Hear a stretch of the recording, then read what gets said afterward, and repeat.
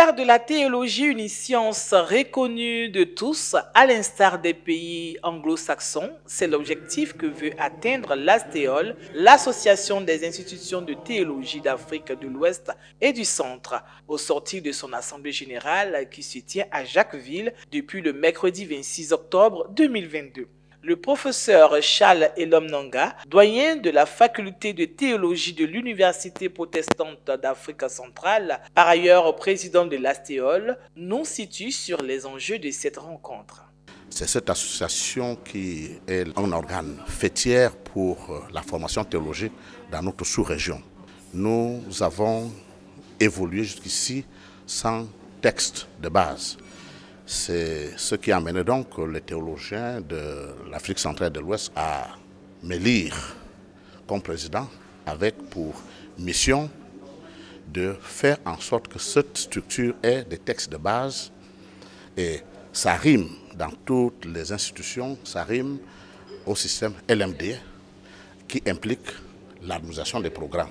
Parlant des perspectives de ces assises, le partage des expériences des différentes facultés des pays que compose l'ASTEOL est de mise. Les assises d'Abidjan sont bienvenues pour que nous mettions cette plateforme, qu'on mette en place des institutions solides et des hommes capables afin que nous puissions faire face aux autres sciences et nous présenter auprès des autorités politiques et académiques de l'État afin que la théologie devienne une science reconnue où un diplômé en théologie peut entrer dans la fonction publique de nos États.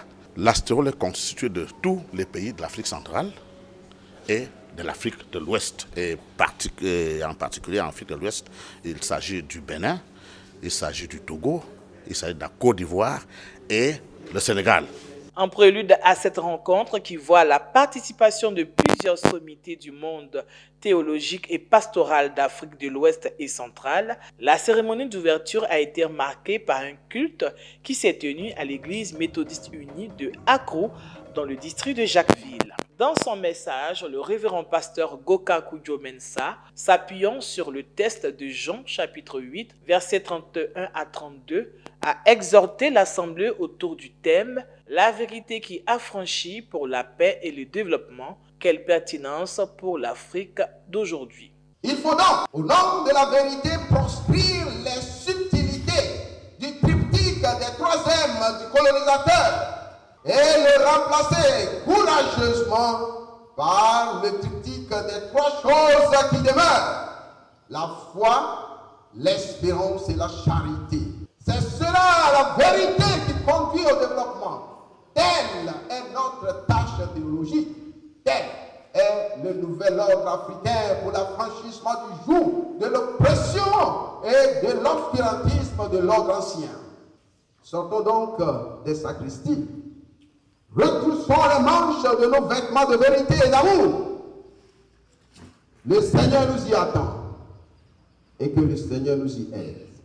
Plusieurs interventions ont meublé cette cérémonie, notamment celle du très révérend professeur Marcel Tata, directeur de l'Institut supérieur théologie d'Abadjan-Doumé, ISTA, M. Amos Boni, représentant le président de l'Université méthodiste de Côte d'Ivoire, qui ont à tour de rôle présenté le bien fondé de cette rencontre et retracé l'historique et l'évolution de l'école méthodiste de Côte d'Ivoire.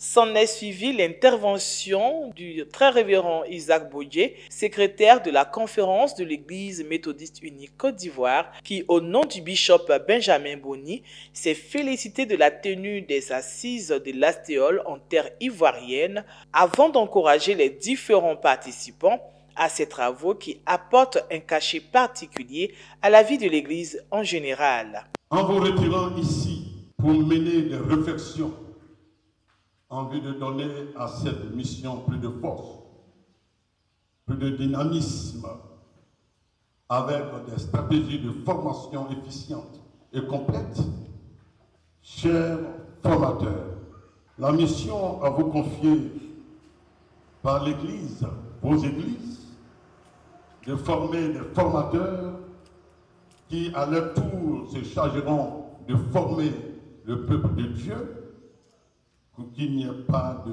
méconnaissance de la parole de Dieu. L'Église méthodiste unie Côte d'Ivoire, avec son bishop, vous souhaite un bon séjour et vous encourage à mener de très bons travaux pour la gloire de notre Dieu. Notons que l'Assemblée générale de l'Astéole, la première du genre, se tient en Côte d'Ivoire. Les conclusions et résolutions de ces assises sont attendues le dimanche 30 octobre 2022, date de clôture des festivités des 20 ans de l'ISTA.